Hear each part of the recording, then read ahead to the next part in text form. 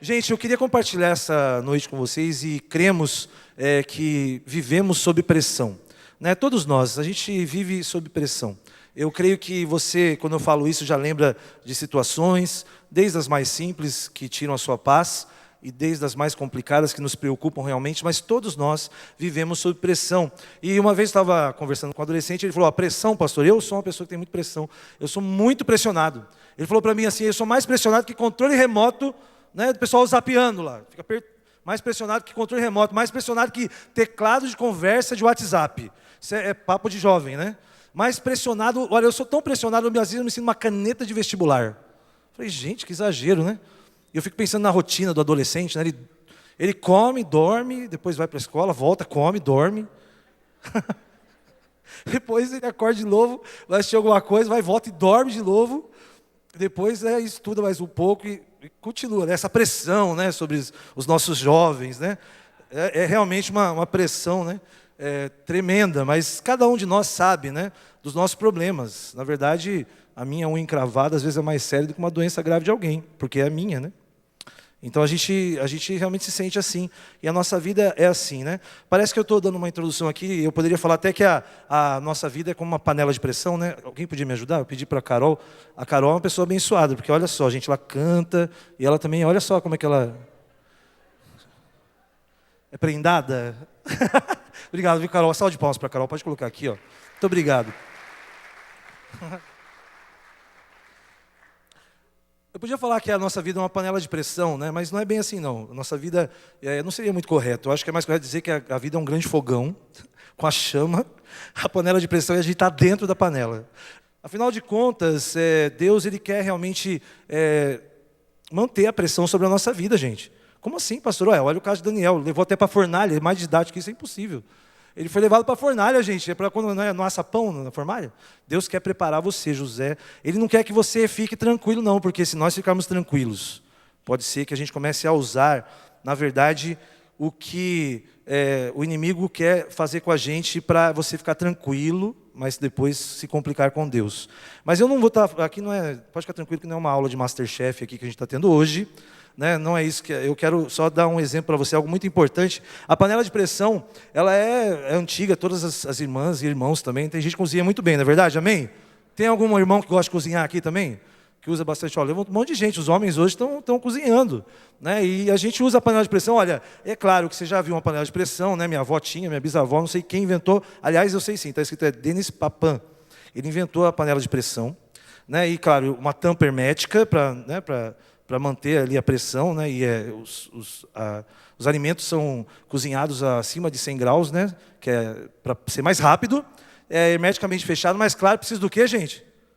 De uma válvula de escape. Na verdade, é isso que Deus falou no meu coração para trazer para vocês, sobre válvula de escape. O que Deus, já que nós temos essa pressão e a gente tem que entender que Deus quer deixar você na pressão, mas para te preparar, Ele não vai fazer algo para a sua vida sem te dar uma válvula de escape, amém? Graças a Deus, porque Deus ele é assim, né? Com a nossa vida, né? E eu creio que hoje o que eu queria falar para vocês era justamente da válvula de escape que Deus nos dá. Mas vamos falar um pouquinho sobre válvula de escape. Eu trouxe uma frase da Marta Medeiros, que é uma jornalista, e ela está dizendo assim, viva as válvulas de escape, que lamentavelmente não gozam de boa reputação. Eu não sei quem que inventou que é preciso ser a gente mesmo o tempo todo, que não se pode diversificar. Se fosse assim, não existiria o teatro, o cinema, a música, a escultura, a pintura, a poesia, e tudo o que possibilita novas formas de expressão, além do script, né? Que a sociedade nos intima a seguir. Script é o texto que você tem que decorar ali, né? A sua vida pode ser diferente de vez em quando, é o que ela quis dizer. Afinal de contas, a gente não tem só que nascer, estudar, casar, ter filhos, trabalhar e morrer. Isso, e ela agradece, né? Porque temos algumas válvulas de escape.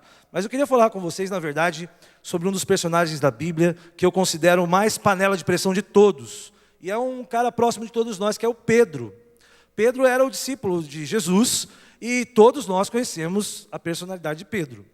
Pedro seria aquela pessoa que começa a ficar vermelho. Começa a ficar vermelho, sabe? Aquela pessoa brava. É aquela pessoa que foi forjada pela vida como uma pessoa para aguentar a pressão, mas ele era nervoso. Tanto que muitas vezes ele se precipitava, acertava na mosca e às vezes errava feio. Jesus chegou a falar assim, olha, arreda Satanás. Para Pedro, por quê? Porque ele falou sem pensar. Ele era uma pessoa extremamente impulsiva. E muitos de nós somos assim, mas Pedro, ele era assim constantemente, né? Ele era tão impulsivo que ele foi o primeiro a andar sobre as águas. Era uma coisa boa, mas logo depois já percebeu, abalou o coração dele, começou a afundar. Mas a impulsividade de Pedro era algo impressionante. Ele realmente desafiava, e eu creio que justamente o que realmente tinha no coração de Pedro, como temos todos nós, ele era um homem ansioso. Ele era uma pessoa ansiosa, e todos nós estamos aí, né, sofrendo com ansiedade, né? De qualquer forma, ele sempre dava a sua opinião, e o que ainda... só que uma certa vez Jesus olha para Pedro e fala, olha Pedro, você toma cuidado, que você não vai aguentar essa pressão não, você um dia vai explodir. E ele falou assim, antes que o galo cante 3 vezes, você vai me trair. Pedro não aguentou ser assim o tempo todo. E ele é tão impulsivo que no dia que Jesus foi traído, o que ele fez? Pedro pegou a espada e fez o quê, gente? Cortou a orelha. Até eu falo que ele não cortou a orelha assim, porque Pedro não era uma pessoa de boa não, gente. Ele não cortou a orelha do cara assim, tá? Porque se você cortar a orelha assim, ia bater também aqui, ó, cortar, sei lá, tudo. Jesus ia ter que colar a orelha e tudo que aconteceu com a pessoa. Eu creio que Pedro queria cortar a cabeça do cara. Porque aí quando ele pegou e fez esse movimento assim, ó, aí o cara pegou e fez isso, meio Matrix assim, tirou um pedaço da orelha. Era para perder a cabeça, mas o cara foi rápido, foi meio ninja e só perdeu a orelha.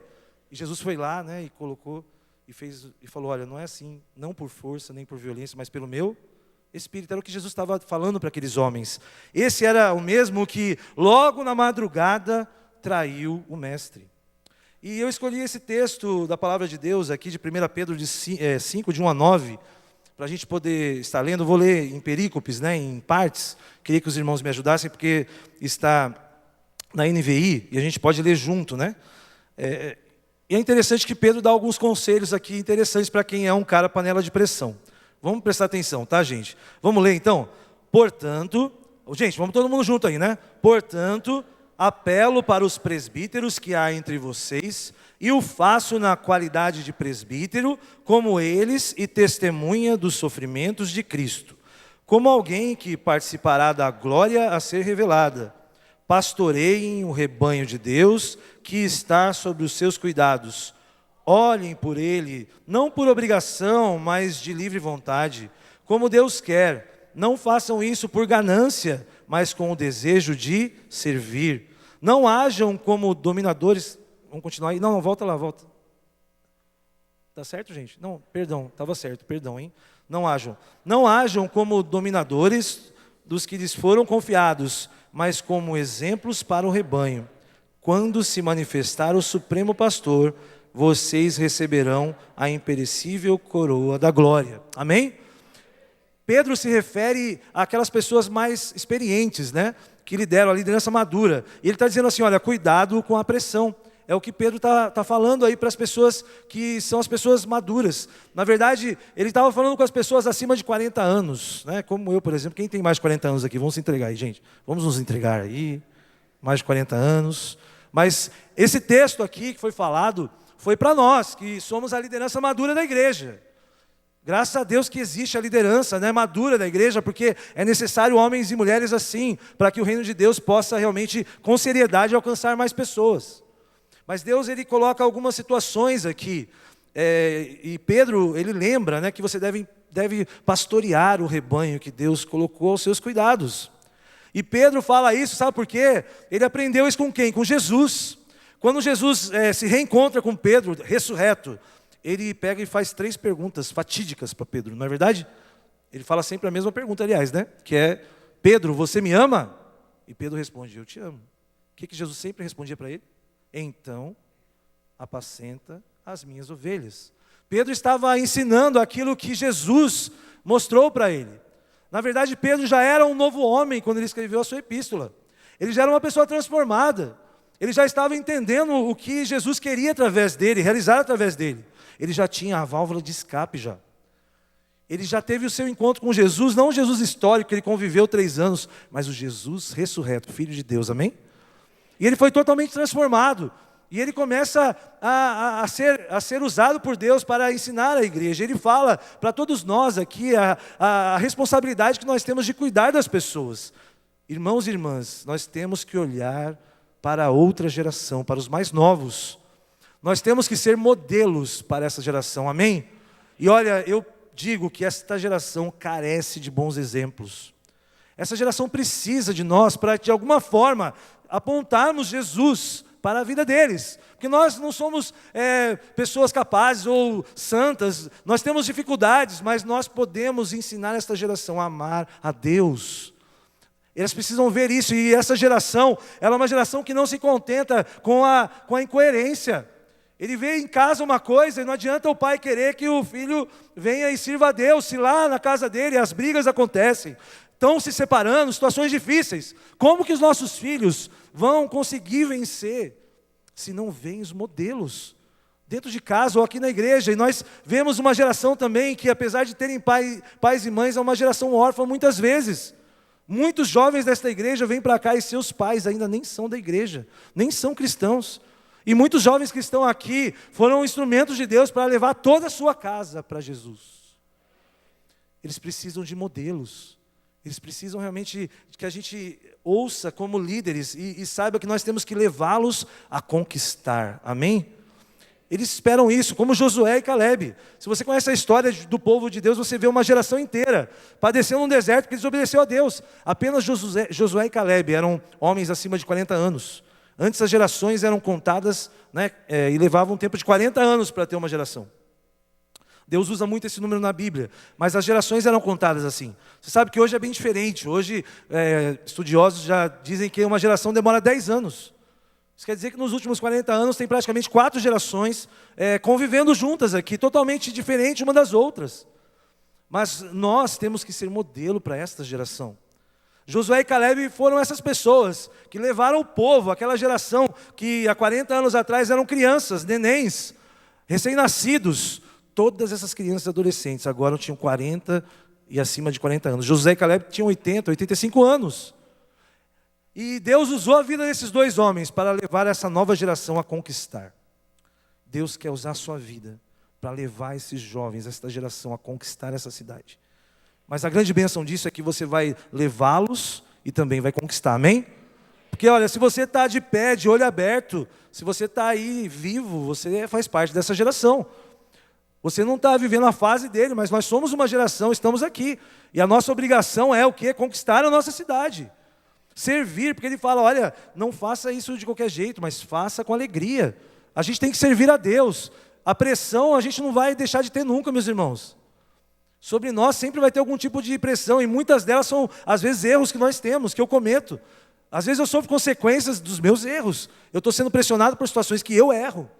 Nós não vamos acabar, se você for esperar, né, a coisa acalmar para você servir a Deus, você pode ficar aí vendo a fila passar, ou a banda tocar. Porque olha só, eu assisti o jornal outro dia, aliás, quando a gente assiste o jornal, eu tenho falado, a gente devia, logo depois que assistir o jornal, orar de joelhos. Porque o que está acontecendo no mundo, a gente precisa tomar, sabe, ir contra isso em oração, porque isso a gente pode fazer. Amém? Tem coisas que você não vai conseguir resolver, mas você pode orar. É o que está precisando. Olha, era algo impressionante, era um gráfico que mostrava que o PIB do Brasil não evolui. Faz 100 anos que tudo se movimenta, mas o Brasil parece um adesivo lá no gráfico. 100 anos, a gente está do mesmo jeito. A Argentina já passou a gente. Olha só falta o futebol mesmo, que já era também futebol. Então, já a Argentina vai ter mais título que o Brasil. Aí não, em nome de Jesus, né? Não dá. Aí a gente tem que mudar a nossa nacionalidade, né, gente? Mas olha, até a Argentina já está com um PIB maior que o do Brasil. A Coreia do Sul já passou, já está chegando próximo dos países da Europa. E sabe qual que é a previsão para melhorar aqui? 70 anos, gente. Então, eu vou dizer uma coisa para você. Se não mudou em 100 anos, e 70 anos para você viver igual a Itália, pode ser que você pode esquecer. Agora, a verdade é, nós não devemos esperar isso do mundo, porque nós temos a solução, a válvula de escape para o mundo. A gente não pode esperar as coisas melhorarem, que na verdade o que vai solucionar não é a política, A gente tem que ter pessoas influentes, como hoje você votou, né? Espero que a gente possa ter eleito essas pessoas. Nós precisamos de pessoas influentes. Mas eu vou dizer, o que realmente vai mudar essa nação, essa cidade, é o Evangelho de Jesus. Não tem outra coisa, não vai mudar. E está dizendo isso que não vai mesmo. Isso aí até os analistas estão dizendo. A verdade é que se existe uma crise, você não pode entrar em crise, porque você está sendo preparado para Deus. E por Deus, para uma obra excelente. Amém? Deus quer fazer você marcar a história. E nós podemos fazer isso. Como grandes homens marcaram a história do Evangelho. Nós podemos fazer isso. E Deus quer usar a sua geração, a minha geração. Nós podemos ser úteis nas mãos de Deus, a que idade for.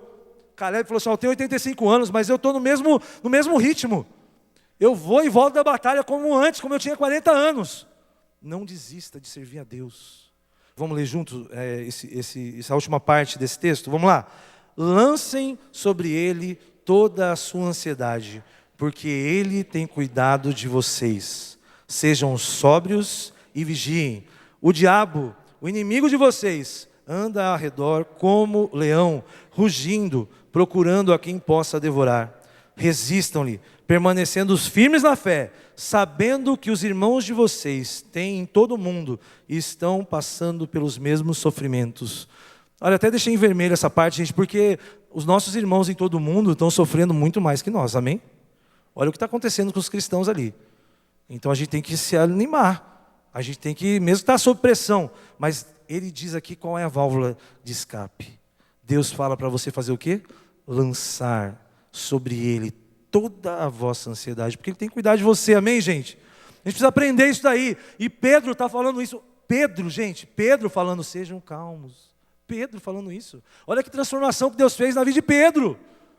Podia outra pessoa falar isso, João, que era o apóstolo amado, Joãozinho para cá, Joãozinho para lá. Mas Pedro falou assim, olha, lancem sobre ele. Parecia que ele ficou zen, Pedro. Pedro ficou um cara zen, mas sabe o que ele faz? Ele falou assim, ó, lancem sobre Deus. Essa palavra lançar ele conhecia muito bem, porque ele era pescador, certo? Pescador faz o quê, gente? Lança a rede. Mas a gente quer, a ansiedade, a gente quer levar assim para Deus. Ó, Deus, estou aqui bem pertinho, assim, Deus. Aí quando ele vai pegar assim, não, é minha. Mas Deus, quando está bem pertinho, Deus vem aqui, não, tá. A gente faz assim, e Pedro está falando, você pegar a ansiedade e lançar. Lançar sobre Deus a sua ansiedade, amém, gente? Faça isso, porque é bom lançar mesmo, porque ela vai ficar bem longe de você. Lance. Nós temos que aprender a depender de Deus e a confiar. A pressão não vai aliviar, mas nós temos uma válvula de escape, amém? E Deus nem quer que a pressão diminua na sua vida, não. Você sabe como é que é a pressão? Se ela baixar muito, você morre. Né? Você tem que ter uma pressão muito baixa, morre. E tem jovem aí que está com a pressão muito alta, tem que tomar cuidado, já falei aqui, tem que controlar. Não é 12 por 8, está na 2.800 a pressão dele. Sabe o que é isso, né? Vocês sabem o que é isso, né? Pressão 2.800. Está aí na balada. Tem gente que jovem aqui que vem e mete a cara nesse primeiro degrau aqui, ó. Parece que encharca o degrau de chorar. E logo depois vai para a balada e manda uma foto no Instagram. Mas, gente, o que é isso? Até quando a gente vai viver com uma mente para a igreja e outra mente para o mundo? Até quando? Jovens, a gente tem que parar com esse orgulho. A gente tem que ser mais sincero, tomar cuidado. A juventude tem que fazer isso. Deus quer aliviar a nossa pressão, amém, gente? Deus quer aliviar a nossa pressão. De qualquer forma, o novo Pedro era um homem desletrado, mas ele surpreendeu a todos os mestres com o jeito que ele falava. Gente, até Gamaliel, que foi quem ensinou Paulo, o apóstolo Paulo, chegou na frente de Pedro e falou assim, olha, toma cuidado com esses homens aí, porque acho melhor vocês não mexerem com ele não, porque se for de Deus, se durar é de Deus. Ele falou isso há 2000 anos atrás. Claro que é de Deus, amém, gente? Era o Evangelho, era Jesus no mundo. Por isso que hoje nós cultuamos a Jesus. Eles não mexeram com aqueles homens porque era de Deus. E aquele homem viu em Pedro essa autoridade de um pescador. Mas Pedro foi totalmente transformado. Totalmente transformado. Ele se deixou realmente aprender a usar a válvula de escape, a lidar com a ansiedade dele, com as dificuldades. Ele começou agora a ser quem Deus realmente queria que ele fosse. Afinal, Jesus, ele veio para cá e ele não tinha... Já pensou se tivesse a igreja de Jesus Cristo? Que bênção, gente. Amém que tem, né? Invisível. Mas estou falando de Jesus mesmo. Se ele ressuscitasse lá em Jerusalém, ia colocar uma plaquinha lá. Igreja de Jesus. Não ia ser bom? Você ia chegar lá, Jesus ia falar, já te conheço já. O que você quer estar curado? Mas também Jesus ia ver, eu sei o que você está fazendo também. Então tem dois problemas. Mas Jesus não era esse o plano de Deus. O plano de Deus é que Jesus viesse, trouxesse o reino de Deus entre nós, para que eu e você fizéssemos a coisa andar. Amém? É aquilo ali, eis-me aqui, mas envia-me a mim. Pedro entendeu isso e ele recebeu o Espírito Santo de Deus no Pentecostes. Ele não tinha o Espírito Santo, sem o Espírito Santo não tem como ter válvula de escape, gente. Sem o Espírito Santo não dá. A verdade é que nós devemos realmente lançar, e isso implica em ação, a gente precisa fazer isso, né? Tirar algo que está sobre nós e atirar, arremessar para Deus, implica também confiança. Salmo 55, 22 fala o seguinte, olha, lança o teu cuidado sobre o Senhor e Ele te susterá, não permitirá jamais que o justo seja abalado. Amém? Você crê nisso? Lance nesse Deus poderoso todas as suas ansiedades e Ele vai cuidar de você. É isso que Deus está falando para nós. Mas a segunda aplicação que eu queria falar para você, que eu trouxe uma panela de pressão aqui, né? E tem que ter alguma coisa, né? Um caldo, alguma coisa assim, não é assim? A gente não faz, né? Coisas boas na panela de pressão. As irmãs aqui, hoje no culto das 18, falaram que faz até carne de panela. Elas entraram na história. Deram até receita na hora do culto, né? Que elas faziam com a panela de pressão. Mas vocês já viram falar de sopa de letrinhas, amém? Todo mundo lembra disso? Aquela que você brinca com o seu neto, ou você mesmo fez seu nome, faltava letra. Você fica em ordem A, B, C, A, acaba as letrinhas. Aquelas coisas assim. Eu queria aplicar também para a sopa de letrinhas, sabe? Tem algumas coisas aqui que eu queria, algumas letrinhas muito importantes para que você mude a sua vida. A primeira delas, ó, TSD, amém? Colocou aí, olha. Quem sabe o que é isso aqui, gente? Aí, vocês estão na visão, gente. Palmas para vocês mesmos aí. Vocês estão na visão. A pergunta é, você está fazendo? Você sabe o que é, mas você está fazendo? Você está tendo tempo a sós com Deus? Você realmente está passando um tempo com o Senhor? Porque, gente, se você não tiver tempo com Deus, Ele não vai falar para você. E eu tenho que confessar aqui, realmente, eu tenho falado isso, que Deus mudou muito a minha vida em relação à disciplina com a oração. E o pastor Osni foi uma bênção na nossa vida. Deus falou através do meu líder que eu posso até ser meio zoadão, porque eu brinco com os adolescentes, eu cuido deles, mas com Ele quer disciplina. Ele quer oração. Ele quer a leitura da palavra, dedicação. Pedro fala isso, olha, Pedro, quando ele está na frente da igreja, ele fala, gente, olha, a gente precisa escolher presbíteros, a gente precisa escolher os diáconos, porque é importante, fundamental, que nós nos dediquemos à palavra e à oração. Ele entendeu isso, por isso que ele é uma nova pessoa, e a gente precisa entender isso de uma vez por todas. E outra coisa que Deus começa a fazer, Ele começa a falar uns segredos no pé do seu ouvido, está na Bíblia isso, para que você comece a falar isso nos eirados ou nos telhados. Deus tem segredos para você, para que o mundo conheça o poder de Deus, amém? Faça isso, e se você não tiver esse tempo com Deus, a sós, você não vai experimentar isso daqui. Você não vai entender o que Deus quer para a sua vida, você precisa ter disciplina, você precisa usar mesmo isso, e Deus está te dando como que para engrossar o caldo da sua vida espiritual aí. Afinal de contas, a gente tem que se alimentar, não é? Alimentar o espírito, não é assim, gente? Mais umas letrinhas, nossa sopa de letrinha aqui, ó, outra coisa. TLC, quem sabe o que é isso? Isso, treinamento de líderes de célula, de liderança cristã. Isso é dado ali na escola de líderes, né? Capacitação. Pedro falou isso, e você tem que se capacitar. E às vezes você está reclamando aí, mas graças a Deus a nossa igreja tem sido uma bênção. Gente, a gente está tendo 400 alunos aí, fazendo discipulado 1 a 1. Lealdade, deslealdade. Deus vai fazer algo maravilhoso no nosso meio.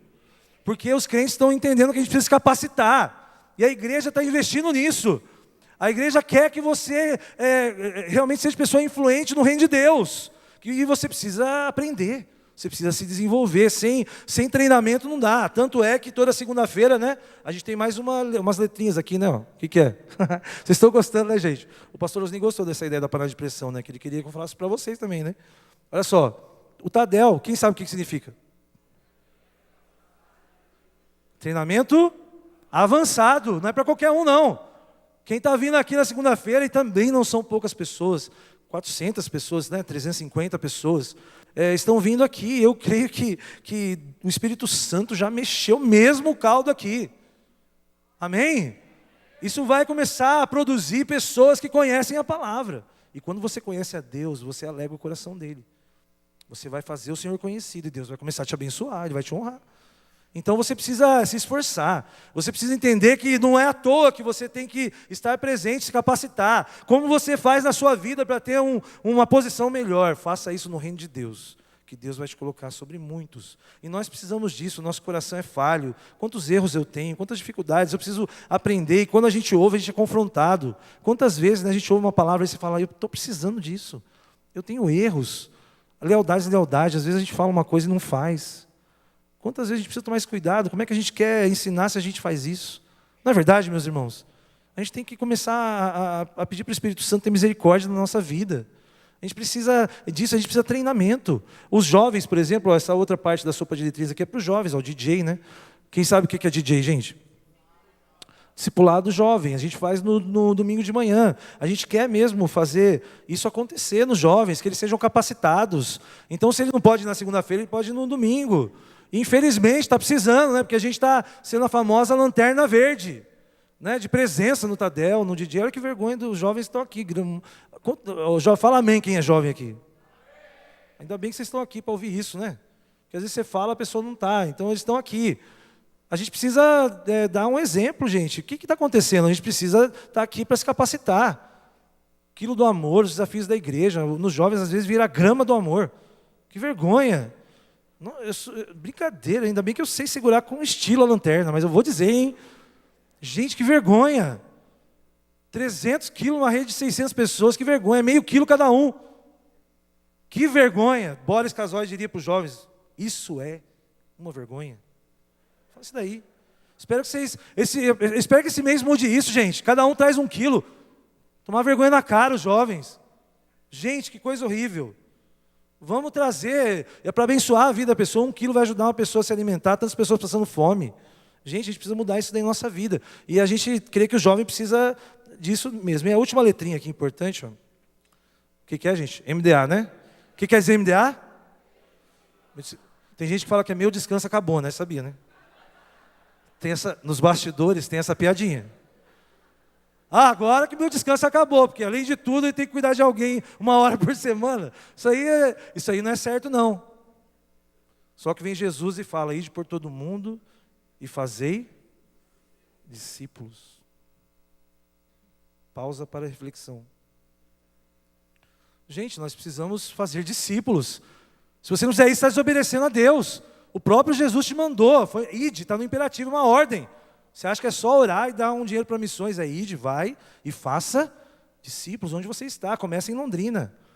E outra coisa boa de fazer discípulo, gente, é que você está sendo cuidado também, você está sendo discipulado. Não é assim a regra? Você só pode discipular quando alguém estiver cuidando de você. Então é muito bom você discipular alguém, porque alguém está cuidando de você também. E você vai também se sentindo bem. E isso está acontecendo com a gente. O pastor Osni cuida da minha vida, dos pastores, a dona Wanda cuida das nossas esposas. Eles são cuidados também agora. E nós queremos ver mesmo, eu tenho cuidado dos meus supervisores. E eu creio que logo nós estaremos todos em discipulado, em nome de Jesus. E quando a gente estiver todos em discipulados, quando chegar alguém, você já pode falar, olha, você vai cuidar dele. E não vai ser difícil, porque a gente vai dividir isso. É para você fazer o que você pode, mas pelo menos um discípulo você pode ter, né? Você vai desobedecer a Jesus até ele voltar. É bom pelo menos um se arranjar. Porque ele vai falar para você, ó, eu mandei você ir, mas cadê o seu discípulo? Ah, não deu. Muita coisa. Não, mas eu tinha mandado você fazer um discípulo. Então você não tem desculpa. Menos que um não tem desculpa. Ninguém aqui tem desculpa de ter menos que um discípulo, não. A não ser que você depois queira acertar com ele, explicar e tentar negociar com Jesus quando ele vier julgar o mundo. Olha que é sério isso daí. Aconselho, né? Vamos fazer discípulos. Até porque é assim que a gente vai alcançar essa cidade para Jesus. Fazendo discípulos, alcançando pessoas. E é isso que Deus quer realmente usar na nossa vida. E Deus quer fazer isso, gente, para você ser capacitado e você sentir cuidado. Sabe, tem uma frase muito interessante falando, né, sobre a pressão da nossa vida, nossas circunstâncias, que Dwight Moody, que é um grande evangelista, falou. Vamos ler junto? Você pode passar para mim, por favor? Pode passar esse último slide? Vamos ler junto, gente? Se as nossas circunstâncias nos encontrarem em Deus, encontraremos Deus em todas as nossas circunstâncias. Amém?